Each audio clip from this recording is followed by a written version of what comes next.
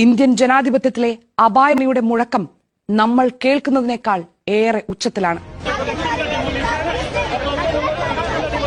പ്രതികാര നടപടിയായി ബുൾഡോസറുകൾ തകർത്തെറിഞ്ഞു തുടങ്ങിയ പാടെ സുപ്രീം കോടതിയിൽ മുതിർന്ന അഭിഭാഷകൻ ദുഷ്യന്ത് ദാവെ ഇക്കാര്യം ഉന്നയിച്ചു.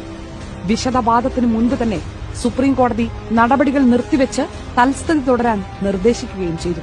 10:45 സുപ്രീം കോടതി നിർദ്ദേശമുണ്ടായി. 11 മണിക്ക് മുൻപ് തന്നെ ഇക്കാര്യം ഡൽഹി മേയറെ വാട്സ്ആപ്പ് മുഖേന അറിയിച്ചു. സുപ്രീം കോടതി നിർദ്ദേശം പാലിക്കുമെന്ന് അപ്പോൾ തന്നെ അദ്ദേഹം പ്രതികരിക്കുകയും ചെയ്തു. പക്ഷേ ബുൾഡോസറുകൾ നിശ്ചലമായില്ല.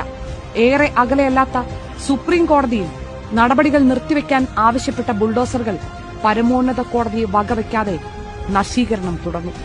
ഒടുവിൽ CPM നേതാവ് ബൃന്ദ കാരാട്ട് തടസ്സങ്ങൾ മറികടന്ന് ഉത്തരവുമായി ബുൾഡോസറിന് മുന്നിൽ കയറി നിന്നാണ് നശീകരണ രാഷ്ട്രീയത്തിന് തൽക്കാലം തടയിട്ടത്. This is bulldozing the law. It is bulldozing the Constitution of India. It is bulldozing the justice, processes of justice. BJPയുടെ ആസൂത്രിത നിയമലംഘനം തടയാൻ ഡൽഹി ഭരിക്കുന്ന ആം ആദ്മി പാർട്ടിയോ രാജ്യത്തെ മുഖ്യ പ്രതിപക്ഷമായ കോൺഗ്രസ് പാർട്ടിയോ ശ്രമിച്ചില്ല. സുപ്രീം കോടതിയെപ്പോലും വകവയ്ക്കാതെ ബുൾഡോസർ രാഷ്ട്രീയം തകർത്താടിയപ്പോൾ ആദ്യ മണിക്കൂറുകളിലെങ്കിലും പല രാഷ്ട്രീയ പാർട്ടികളും അകലം പാലിച്ചു.